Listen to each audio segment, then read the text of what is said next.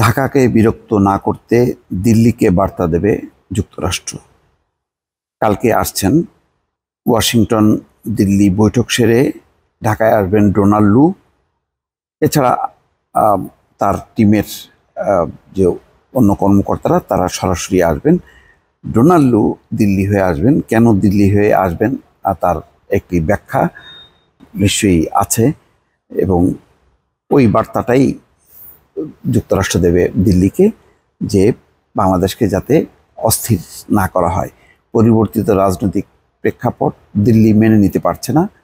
শেখ হাসিনার পতনের পর তাদের পূর্বাঞ্চলীয় রাজ্যের একটা অস্থিরতা, আগে যেভাবে তারা একেবারেই বলতে গেলে মানে বিনা খরচে সেই বাংলাদেশের ভেতর দিয়ে পূর্বাঞ্চল রাজ্যগুলো কন্ট্রোল করত, এখন দিল্লির মধ্যে একটা অস্থিরতা তৈরি হয়েছে এবং তারা মনে করছে যে এই সুযোগটা নেবে চীন। ফলে ঢাকার উপরে তারা ভরসা রাখতে পারছে না যে আগে যেভাবে নিরাপত্তার সহযোগিতা তারা পেয়েছে বাংলাদেশের কাছ থেকে সেটি হয়তো তারা পাবে না। এই কারণে নানাভাবে চাপে রেখেছে। চাপের প্রথম বিষয়টি হচ্ছে শেখ হাসিনাকে রাজনৈতিক আশ্রয় দিয়ে শেখ হাসিনা তার মতন করে তৎপরতা চালাচ্ছে, যেটা বাংলাদেশের উপর চাপ তৈরি হয়েছে। ডক্টর ইউনূস বলেছেন যে শেখ হাসিনাকে চুপ থাকতে হবে যদি সে ভারতে থাকতে চায়।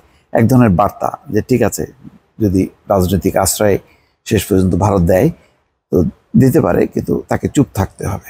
তো এই বক্তব্যে অনেকে অবাক হয়েছে যে কেন, আসলে বিষয়টা তাই যে যদি শেখ হাসিনা কথা বলতে থাকে একটা অস্থিরতা তৈরি হবে এবং ভারতের সাথে যে স্মুথ সম্পর্কটা সেটা থাকবে না।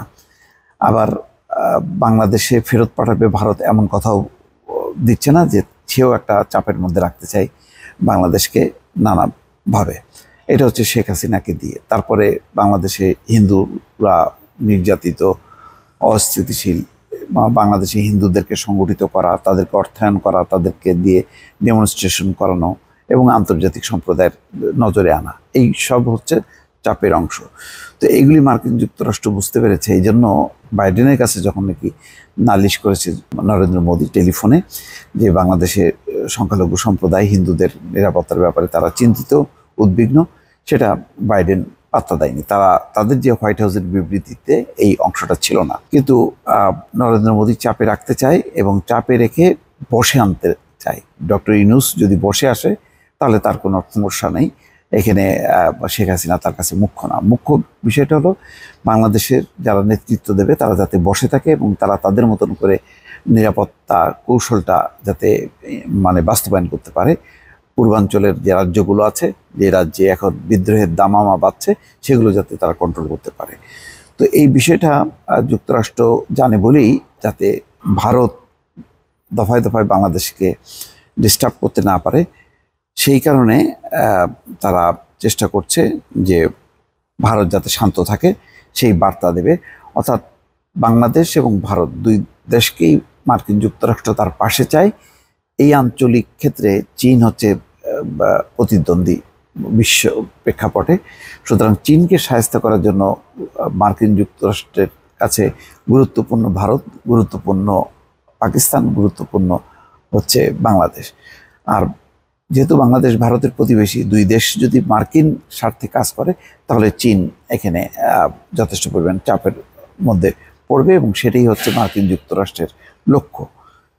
তো এই সমস্ত নানান বিষয় মাথায় রেখেই কিন্তু ডোনাল্ড লু বাংলাদেশে আসার আগে তারা দিল্লির সঙ্গে বোঝাপড়া করতে চায় এবং দিল্লিকে সেই বার্তাটি দিতে চায় যাতে ইউনূস সরকারকে যাতে তারা কোনো ডিস্টার্ব না করে, কোনো চাপ না দেয়।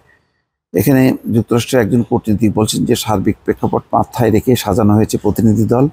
নেইম্যান ও লু ছাড়াও এই দলে থাকছেন মার্কিন উন্নয়ন সংস্থা USAIDর এশিয়া বিষয়ক ডেপুটি অ্যাসিস্ট্যান্ট অ্যাডমিনিস্ট্রেটর অঞ্জলি কৌর সহ কয়েকজন। আগামীকাল 14 সেপ্টেম্বর প্রতিনিধি দলটি ঢাকায় আসবে। 16 সেপ্টেম্বর তাদের ঢাকা ছাড়ার কথা। ডক্টর ইউনূসের নেতৃত্বে অন্তর্বর্তী সরকার দায়িত্ব নেওয়ার পর এটি হবে ওয়াশিংটন থেকে উচ্চ পর্যায়ের কোনো প্রতিনিধি দলের বাংলাদেশ সফর। এই সফরে যেটা বলা হচ্ছে যে বাংলাদেশের প্রয়োজন কোনটা, অর্থনৈতিক প্রয়োজন, বিশেষ করে তারা চায় যে ভঙ্গুর অর্থনীতিটা যাতে কাটায় উঠতে পারে বাংলাদেশ, সেক্ষেত্রে কোন কোন সহযোগিতার দরকার। সেক্ষেত্রে এই প্রতিনিধি দল হয়তো নগদ মানে তাৎক্ষণিক কিছু ঘোষণা দিতে পারে, আর বাকিটা তারা মানে বাংলাদেশের প্রয়োজনগুলো জেনে মার্কিন যুক্তরাষ্ট্রে গিয়ে তারা আলোচনা করে তারপরে হয়তো দীর্ঘমেয়াদে বাংলাদেশকে সহায়তার ব্যাপারে একটা পরিকল্পনা তারা প্রকাশ করতে পারে। তাৎক্ষণিকভাবেও বেশ ভালো একটা সহযোগিতার কথা তারা ঘোষণা করতে পারে। তো সব মিলিয়ে খুব গুরুত্বপূর্ণ যে শুধু বাংলাদেশের সাথে মার্কিন যুক্তরাষ্ট্র যখন নাকি কোনো বিষয় নিয়ে কথা বলে তখন তাদেরকে মাথায় রাখতে হয় ভারতকে, যাতে ভারত এখন বাংলাদেশকে এই পরিবর্তিত রাজনৈতিক প্রেক্ষাপটে যাতে চাপ না দেয় এবং চাপের বদলে তারা যাতে সহযোগিতা করে সেই অনুরোধটা মার্কিন যুক্তরাষ্ট্র করবে। করার মধ্য দিয়ে বাংলাদেশের যত গণতান্ত্রিক আকাঙ্ক্ষাটা বাস্তবায়ন হবে, সামনে নির্বাচন হবে, তত বেশি বাংলাদেশ মার্কিন যুক্তরাষ্ট্রের অনুকূলে থাকবে, বন্ধু হিসেবে থাকবে। সেটাই আপাতত মার্কিন যুক্তরাষ্ট্রের লক্ষ্য। দর্শক ভালো থাকবেন। আল্লাহ হাফেজ।